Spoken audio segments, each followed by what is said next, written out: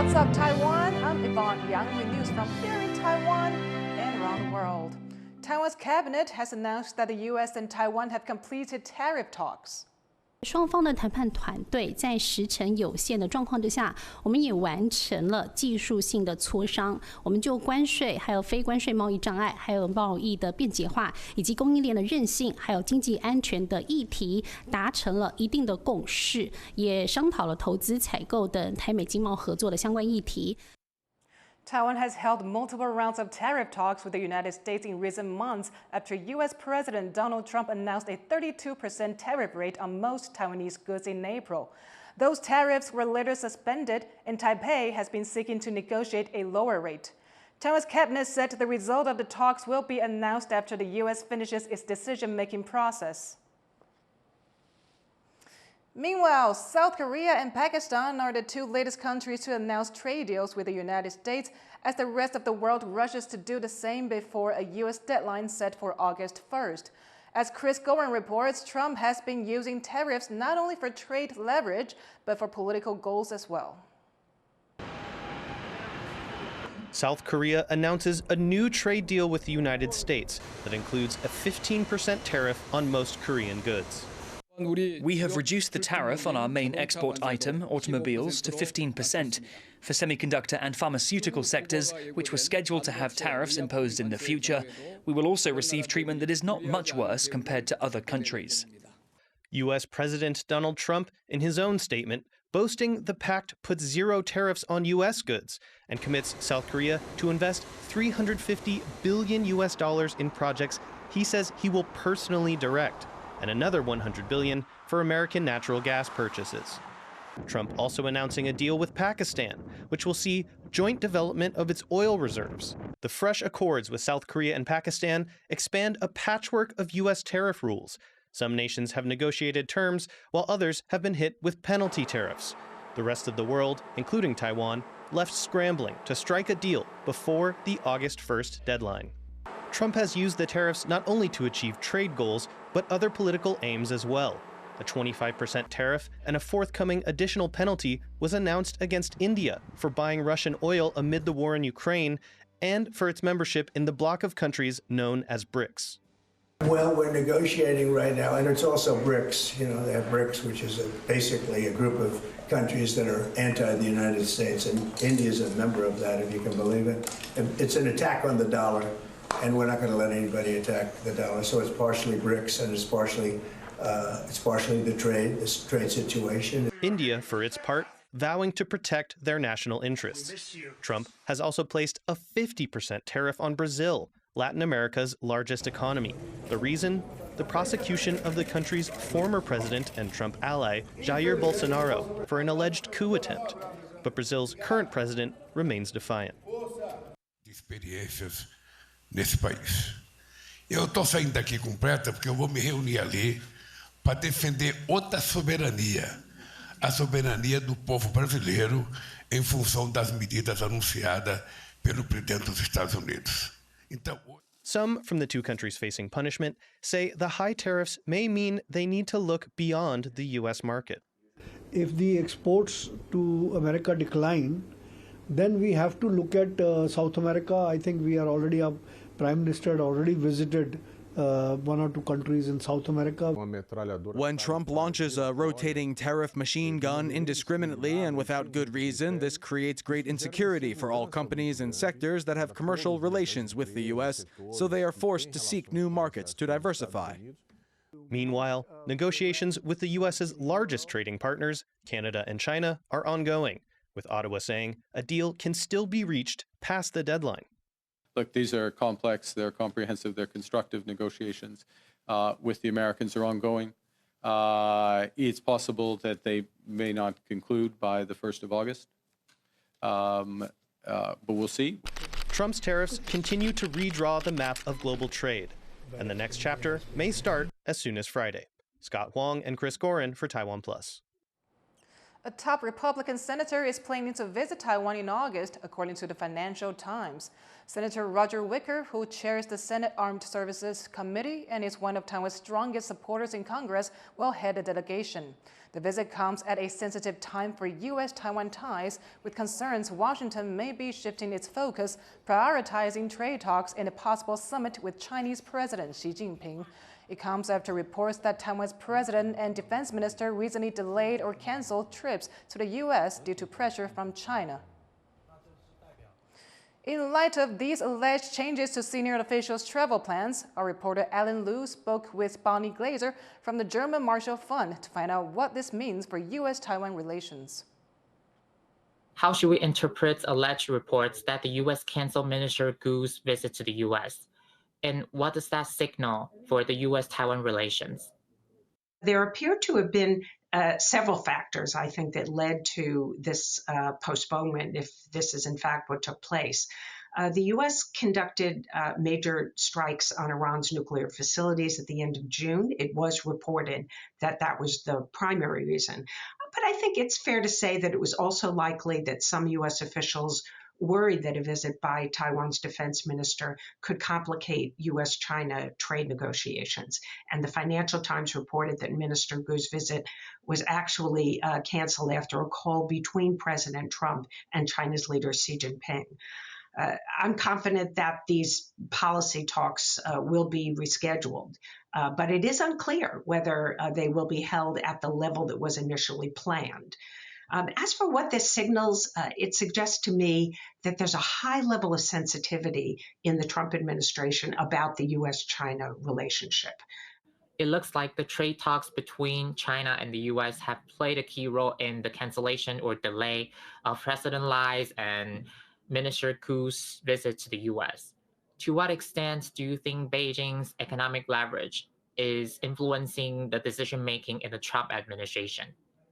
In terms of Beijing's leverage, I think what is really new is the willingness of China to deploy the rare earth restrictions against the United States. They did this in 2010 against Japan. It had mixed results. The Japanese were able to obtain the deliveries of the rare earth magnets through various means, and ultimately China lifted those restrictions. But now the new element is that in our negotiations with China, the United States has allowed export controls to be on the table.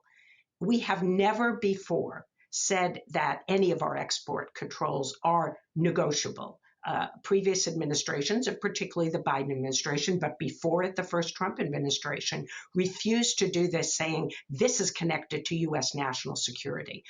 But because of the nature of decisions that were taken, I think, by the Trump administration, the Chinese decided that this was a weapon that they were ready to use.